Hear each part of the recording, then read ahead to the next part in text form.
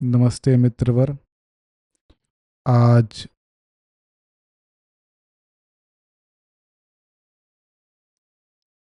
हम से शुरू करने वाले हैं दैनिक व्याख्यानमाला। ऐसे ही दिन प्रतिदिन ऐसे ही समाज की किसी बिंदुओं पर जो कुछ भी मेरा मंतव्य होगा वो मैं प्रकट करने की कोशिश करूँगा। आप सभी इस ऑडियो कास्ट में मेरा सहयोग करें, ऐसी मेरी आशा है। तो आज मैं शुरू करना चाहता हूँ बात सस्टेनेबल डेवलपमेंट पे। सस्टेनेबल डेवलपमेंट मतलब संधारणीय विकास। अब संधारणीय विकास होता क्या है? तो मूल रूप से संधारणीय विकास उसे कहते हैं जिसमें जिस निर्माण में जिस विकास में प्रकृति के हितों का संरक्षण हो। अब प्रकृति का हितों का मैक्सिमम संरक्षण हो, इस पे ध्यान केंद्रित करना चाहिए। तो कोई बिल्डिंग थोड़ा सा भी मान लीजिए पेड़ लगा दिए तो वो भी सस्टेनेबल आज लोग कह देते हैं। तो ये जो sustainability is a intense is a range and it start from the zero and goes up to the nature itself. So कहाँ से शुरू करते हैं और आप प्रकृति के कितने करीब हैं?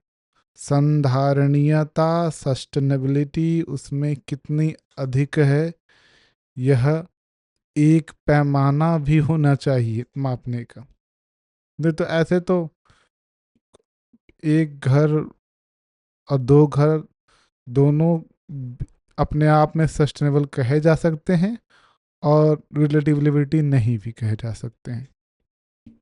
क्रिएट जैसे कि मैंने एक मान लीजिए एक सीमेंट का पिलर्स के साथ एक मिट्टी के एडोबी स्ट्रक्चर में एक दीवार जोड़ दिया, तो मैं उसे कह दूंगा कि ये एक सस्टेनेबल आर्किटेक्चर है।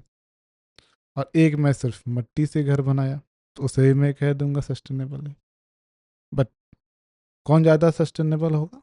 वो होगा प्योर मिट्टी से बना हुआ है। अच्छा, सस्टेनेबिलिटी जब भी निर्माण कर रहे हैं तो कई बार वर्नाकुलर आर्किटेक्चर आ जाता है। अभी मैं बात कर रहा हूँ आर्किटेक्चर पे। तो कभी कभी वर्नाकुलर आर्किटेक्चर तो आ ही जाता है माध्यम में। तो वर्नाकुलर आर्किटेक्चर क्या है कि स्थानीय सामग्री से घर का निर्माण करना, ये है वर्नाकुलर आर्किटेक्चर। और वर्नाकुलर आर्किटेक्चर ऑलमोस्ट सिद्ध है कि वो सस्टेनेबल होगा। लगभग 99% चांस है कि वो सस्टेनेबल होगा। लेकिन हर सस्टेनेबल आर्किटेक्चर वर्नाकुलर हो यह जरूरी नहीं है। लेकिन यह जरूर है कि यदि वो वर्नाकुलर है तो उसमें सस्टेनेबिलिटी ज़्यादा होने की संभावना है। Got it my point? Okay. क्यों? क्योंकि वो स्थानीय सामग्री से बना हुआ है, उसको लाने में ज़्यादा है से संसाधन खर्चा नहीं हुआ, उसमें बहुत सारे मशीनें बहुत सारे कार्बन एमिशंस नहीं हुए, उसमें आम लोगों को रोजगार मिला है, जो सस्टेनेबल इकोनॉमी के लिए भी सही है। सो सो यह ध्यान रखना है पहली बात कि सामग्री जो ला रहे हैं उसके निर्माण में कार्बन कितनी लगती है और उससे निर्मित घर बाद में कितना कार्बन कितना एनर्जी खर्चा करता है। सो ये दोनों निर्माण के समय और निर्माण के बाद। और तीसरा एक और पक्ष कि घर जब अबैंडन्ड हो जाए, यानी कि जब वह रहने लायक न रहे, तो उसके बाद वह सामग्री का डिग्रेडेशन कैसे होता है? क्या वह स्वतः प्रकृति में समाहित हो जाता है, या फिर उसे समाहित होने में लाखों साल लगते हैं? So three things: before building, before the house is ready, after the house is ready, and then after it gets demolished, or after it is of no use. So when I see in Nyaya language, the Prag bhav, the bhav, and the Pradhansa bhav, all these three should be sustainable. And combining all, if a product is sustainable, it is best one. Okay, got it the point? But there is also a debate of comfort. There is also a debate of structural challenges embedded in it. जैसे कि अब मैं कह दूं कि गुफा में जाकर रखो, वो सबसे ज़्यादा सस्टेनेबल है, लेकिन वहाँ व्यक्ति नहीं रह सकता आज के समय में, क्योंकि मनुष्य ने एक जंगल से गांव में आया, गांव से एक शहर महानगरों की यात्रा की है, एक विकास की। अब उसे विकास कहेंगे या ना कहेंगे एक अलग बात है, लेकिन आधुनिक युग में तो उसे विकास की यात्रा कहते हैं, मानव की विकास की यात्रा। उस विकास की यात्रा में उसे एक मिनिमम स्टैंडर्ड ऑफ लिविंग तो चाहिए ही। मिनिमम भी काफ़ी रिलेटिव वर्ड है, फिर भी इसके अतिरिक्त उसे घर, एक चीज़ मैं भूल रहा हूँ, क्या कह रहा था। हाँ, उसे घर उस उसको घर मजबूत भी चाहिए। यह नहीं कि मान लीजिए कोई अर्थक्वेक प्रभावित क्षेत्र में रह रहा है और भूकंप आए, टूट जाए, वो सब घर गिर जाए। तो यह भी ध्यान देना है। इसके साथ यह भी ध्यान देना है कि उस क्षेत्र में ऐसे सबका रहने का व्यवस्था भी हो। जैसे दिल्ली में, तो दिल्ली में कहेंगे सस्टेनेबल आर्किटेक्चर आप कर दीजिए, सिर्फ सबको एक एक एक एक रूफ का 3 BHK 2 BHK घर दे दीजिए। सब तोड़ कर, पूरा दिल्ली तोड़ करके जितना भी रेसिडेंशियल प्लॉट्स हैं वहाँ पे 1 BHK का एक सिंगल फ्लोर्ड हाउसेस दे दिया जाए। Is it possible? No, it is not. Sustainable also do not means using the resources of others. So उस वहाँ पे ऐसे मल्टी राइजेस बिल्डिंग जरूरत तो है ही, इसमें तो कोई दो राय नहीं। हाँ, लेकिन एक काम कर सकते हैं कि हमें शहर को इस तरह से बनाएं आगे कि यह जो दिल्ली शहर पे जो भार है वह कम से कम हो, डिसेंट्रलाइज्ड हो सिस्टम्स अलग अलग शहरों में। क्योंकि क्यों है से झारखंड से मैं पढ़ने के लिए बनारस और बनारस से दिल्ली आया, उच्च गुणवत्ता की शिक्षा वहीं प्राप्त हो। मैं ये भी मानता हूँ कि हर जगह उस बराबर की गुणवत्ता प्राप्त करना देना थोड़ा कठिन है, लेकिन कम से कम 10 15 20 जगह तो दुनिया भारत में हो ही सकते हैं। 30 जगह हर एक राज्य में हो, कम से कम 1 या 2 जगह, जहाँ पूरे भारत की जो शिक्षा गुणवत्ता है, जॉब अपॉर्चुनिटीज़ है, वह है से लगभग सामान्य हो, और विश्व स्तर की हो तो और बेहतर। तो यह ध्यान देना पड़ेगा कि जो जॉब अपॉर्चुनिटीज़, लोग दिल्ली क्यों आते हैं?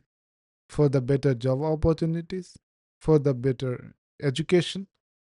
So all this thing should be available at of unequal in number at different part of the countries as well, then only the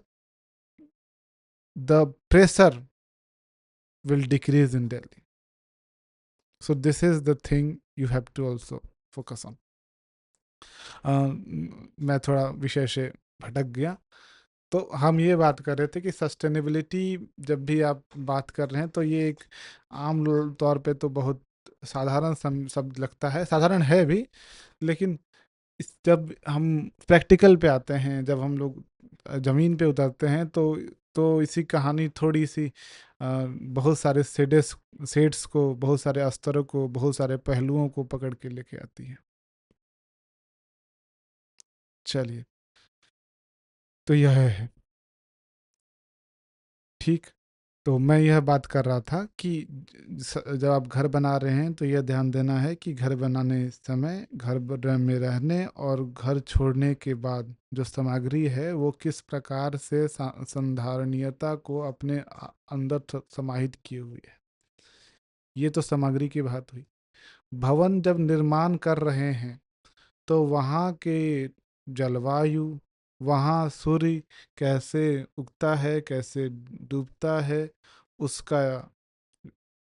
उसका डायग्राम, उसके बाद वहाँ हवा कैसे बहती है, आसपास नदी किधर है, पहाड़ किधर है, या फिर पेड़ पौधा किधर है, लाइट्स किधर से बेहतर रूप से आ रही है, ह्यूमिडिटी कितना रहता है वहाँ पे, बारिश कितना होता है वहाँ पे, कब होता है, कौन से मौसम में होता है, इन सब चीज़ों को ध्यान में रखकर बनाया जाने वाला घर सस्टेनेबल कहलाता है। Got it?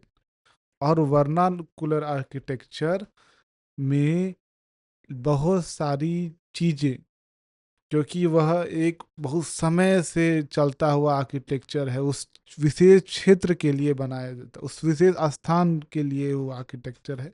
तो ये सारी जो विशेषताएं हम जो मैं कह रहा हूँ वह वह आपको प्रैक्टिकली दिखेंगे। हो सकता है जो व्यक्ति है, बनाने वाला मिस्त्री है, जो स्थानीय वास्तुकला का एक्सपर्ट है, वो उसे ना पता हो कि कैसे यहाँ पे इस साइड कैसे है से यहाँ सूर्य घूमती है, विंड डायरेक्शन क्या है, यह टेक्निकली ना पता हो, लेकिन प्रैक्टिकली उसे पता होता है उस क्षेत्र के लिए। और वह घर बनाएगा तो स्वाभाविक रूप से है से उसमें संधारणीयता रहेगी। बस उसमें क्या ऐड करना है, उसमें देखना है कि वह जो मटेरियल है उसको और सावधानीय बनाया जा सकता है कि नहीं, उसको और स्ट्रक्चरली स्ट्रांग बनाया जा सकता है कि नहीं, उसे और मॉडर्न स्टैंडर्ड के अनुरूप बनाया जा सकता है कि नहीं। That's the topic. जैसे मैं आपको बता रहा था कि पुराने जो घर आप देखेंगे, खासकर मैं जहाँ झारखंड का रहने वाला हूँ, तो वहाँ पे जो मट्टी के घर हैं वह एस्थेटिकली अपीलिंग नहीं लगते हैं। क्यों नहीं लगते हैं?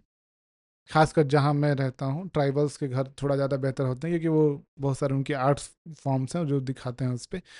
हमारे मट्टी के घर उतने ब्यूटीफुल नहीं लगते थे। तो लेकिन अब उसमें रिसर्चेस काफ़ी हो रही हैं, बहुत सारे हैं से उसमें कंटेंट्स क्रिएट हो रहे हैं, जिसमें है से जिसमें जिसमें बहुत सारे रिसर्चेस हो रहे हैं उस पे।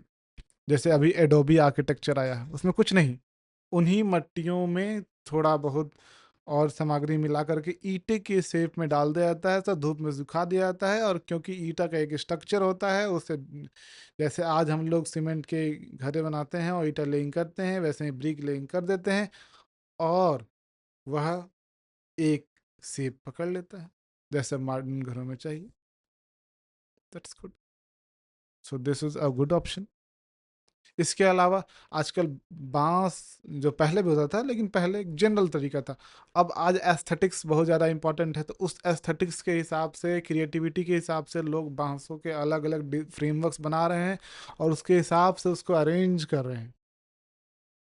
सो अब घर को इंडिविजुअल का एक्सप्रेशन बनाने की यदि कोशिश कर रहे हैं, तो सस्टेनेबिलिटी, तो इन सब चीज़ों में ध्यान पे काफ़ी सारे काम हो रहे हैं आजकल।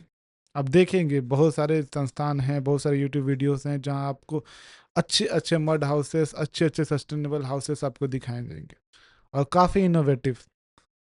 मुझे तो ऐसा प्रतीत होता है कि आने वाले समय में मुझे शायद 100, मतलब 10-20 सालों में जो जो स्लम्स होंगे वो दिखेंगे बड़े बड़े हाई राइजर्स बिल्डिंग की तरह, जिसमें 1 BHK 2 BHK के लोग रहेंगे। और उसके बाद जो रिच लोग होंगे वो एक बड़े बड़े विलास में, सबर्ब्स में रहेंगे आराम से। यही मुझे लगता है ऐसा होगा। आप देख भी रहे हैं, अब जो मिट्टी के घर बन रहे हैं नए, वो कौन बना रहा है? क्या वो गरीब बना रहा है? नहीं, वह बना रहा है एक ठीक ठाक पैसा कमाया हुआ व्यक्ति, जो है से रह चुका है, थक चुका है, वहाँ की समस्याएं देख चुका है, आरसीसी बिल्डिंग्स की, 3 फ्लैट्स की। उसके बाद वो खरीद रहा है, उसके बाद वो रह रहा है। तो यह है। अब मुझे तो दुख इस बात की भी होती है कि गांव में, जहाँ पे बहुत कम चांस है कि 1 से 2 फ्लोर या 2 से 3 फ्लोर लोग जाते हैं, वहाँ पे आरसीसी फ्रेमवर्क्स के घर बनाने की क्या ज़रूरत है? बताइए। मैं मानता हूँ कि अर्थक्वेक प्रूफ बनाना है तो उसके लिए आरसीसी ही एकमात्र माध्यम तो नहीं है। आप उसको है से अलग अलग जगह पे वो दे करके, पिलर न दे, सिर्फ आप है से अलग अलग पतला पतला बीम्स दे दे, ताकि जब घरे हिले तो एक साथ हिले। इस तरह से बनाए, क्या ज़रूरत है जहाँ पे 2 तल्ले ही घर बनने हैं? और समस्या यह है कि सरकार भी इसे प्रभावित दे रही है इंसेंटिव। यदि आप चाहते हैं कि आप एक घर बनाएं, अच्छा घर बनाएं, मट्टी का घर बनाएं, तो आपको सरकार के द्वारा आवास योजना का लाभ नहीं मिलेगा, नहीं मिलेगा। पक्का घर चाहिए। और ये आइडिया, एक तो मुझे टर्म कच्चा और पक्का अपने आप में बहुत सही नहीं लगता। सोचिए समस्याएं कितनी बड़ी हैं, मतलब। और फायदा देखिए कितना है, यदि आप एक सस्टेनेबल आर्किटेक्चर, वर्नाकुलर आर्किटेक्चर में घर बनाते हैं, तो आपका जितना भी खर्च है उसमें मटेरियल अमाउंट 20% पे आ जाता है, जो आज 50-50 के रेंज में बढ़ता है, 20% के आसपास आ जाएगा। और जो लेबर कॉस्ट है वो 80% होगा, यानी कि आपने 10 लाख रुपए खर्चा किए तो 8 लाख रुपए आपके आसपास के लोगों के जेब में ही गए, वहाँ की इकोनॉमी ही बेहतर हुई। और यदि आप खुद कर सकते हैं तो और वेल एंड गुड, यानी कि खर्चा आपका। आप यदि समूह में, जो जैसे पहले कहते थे मेरा घर तुम बनाओ, तुम्हारा घर हम बनाए, इस तरह से बनाते हैं, तो फिर और थोड़ा बहुत एक्सपर्ट्स का हाथ लेते हैं, तो हो सकता है वो 10 का घर 4 लाख में भी बन जाए। Isn't it? It is very possible, but it could never be possible in the RCC framework houses. You cannot remove even a 1 lakh in a RCC framework houses. And जब कभी आपको रिपेयर की जरूरत पड़े तो आपको बुलाना पड़ेगा मिस्त्री को। बस यहाँ क्या दिक्कत है? आपको लग रहा है कि थोड़ा बहुत वो है, तो मट्टी को ऐसे अच्छे से मिक्स के कुछ दिन रख दीजिए उसको, उसकी फिर गोबर इत्यादि लगा के लेप कर दीजिए, done. Nothing, it's a 0 rupee repairment. So this is the thing that I wanna say again। तो यह है। और ये सारी चीज़ें आपको इसलिए नहीं बनाई जाती क्योंकि कंपनियां नहीं चाहती कि आप ऐसे अपने पूरे लागत का मात्र 10 या 20% हमें दें। और वो भी आप 20% जो देंगे वो कोई अंबानी बड़े बड़े बिजनेस कंपनीज को थोड़े देंगे। आप लकड़ी लेंगे, आप कपड़े लेंगे, आप मट्टी लेंगे, आप चूने लेंगे, वो किससे जाएंगे? वो वहाँ के बहुत कम रुपए हैं जो किसी बड़े कंपनी को जाएंगे, छोटे मझेले लोग उद्योग को जाएंगे. So this is the idea. So it means if you are making a house of 20 lakh rupees in RCC framework, then almost 60% of the money will go into the hands of rich people. Whereas if you are making the house in in the vernacular architecture, the cost will be less. Second, the second, the most 90% or 95% of the money will go again back to the same community where you belong. So this is the biggest thing. इसे आप बड़े रूप में देखें तो समझ सकते हैं कैसे भारत सरकार कोशिश कर रही है कि फॉरेन जो करेंसीज हम लोग इंपोर्ट्स करते हैं उस पर कम खर्चा हो. हम लोग चाहते हैं ना कि हमारा एक्सपोर्ट बढ़े, इंपोर्ट कम हो. हम ऐसे अपने यहाँ ही सारे गुड्स एंड सर्विसेज प्रोड्यूस करें जो हमारे लोग यूज़ करते हो छोटे रूप में. वैसे ही देखिए, वही चीज़ और क्या है, nothing else. Got it. So there is a need to aware people about the benefits of sustainable architecture and architect and the vernacular architecture, how to adopt them. There is a very need to preserve the artisans who are expert in it, क्योंकि आने वाले समय में धीरे धीरे experts की संख्या कम हो रही है. This is the fact. अब लोग नहीं जानते पारंपरिक तरीके से घर बनाने की कला, नहीं जानते. And there is also equal need in the innovation to make it more aesthetic, so that to remove all the challenges present within the vernacular architectures, to make it more modern, to make it more structurally sound. So these are the challenges as well. We need to address them.